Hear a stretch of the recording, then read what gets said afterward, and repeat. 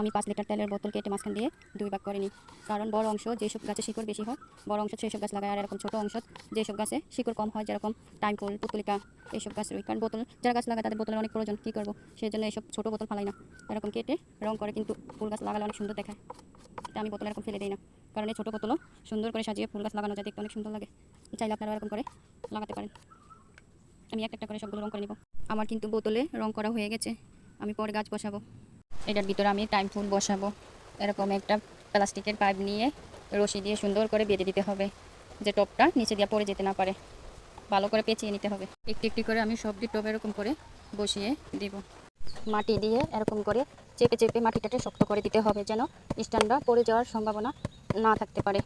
মাটিটা ভালো করে শক্ত করে দিতে হবে। আমি এরকম অল্প অল্প করে মাটি দিব আর ভালো করে চেপে চেপে শক্ত করে দেব। পুরাটা টব এরকম করে ভরে নিব। আমার মাটি আগে তৈরি করা ছিল, সেজন্য আর দেখালাম না। আমি মাটির সাথে কিছুটা পরিমাণ গোবর সার মিশিয়েছি। টাইম ফুলে অত একটা যত্ন লাগে না, সারও লাগে না, অল্প যত্নেই টাইম ফুল ভালো হয়।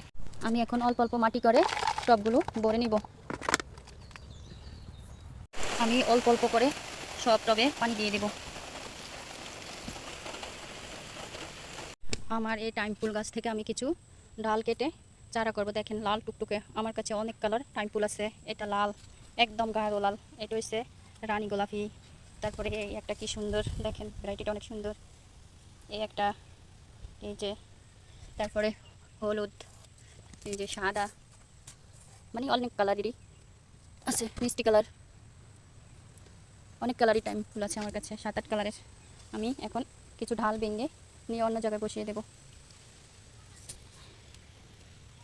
আমি সবগুলোর থেকে ঢাল ভেঙে অন্য টবে ডাল বসাবো।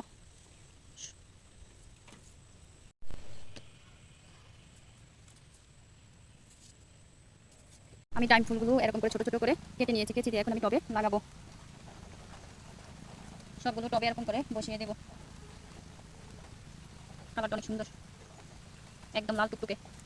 যখন ফুল ফুটবে তখন অনেক সুন্দর দেখাবে এই টবের ভিতরে।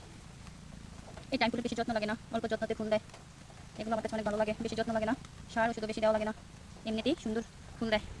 আমি সব টবে এরকম করে টাইম ফুলগুলো বসিয়ে দিয়েছি। পরের ভিডিওতে দেখবেন এটা লুক কত সুন্দর দেখায়। যখন ফুলগুলো ফুটবে তখন কত সুন্দর যে দেখায়, আপনারা এরকম করে